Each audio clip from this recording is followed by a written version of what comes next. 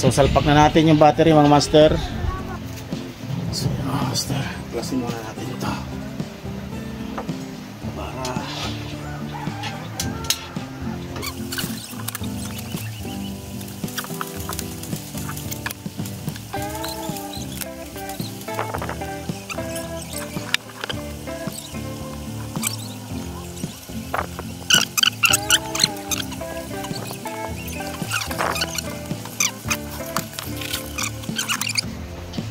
so yun mga master, nailagay na natin ang pong kabilaan. Ayan, paikot. Ayan, so matibay na yan mga master. Oh, ilang siksik na siksik. Ayan, hindi nagagalaw yan.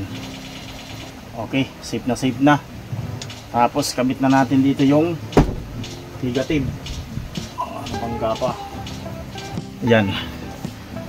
Lagyan natin camera ng konti para hindi masagi. Yan.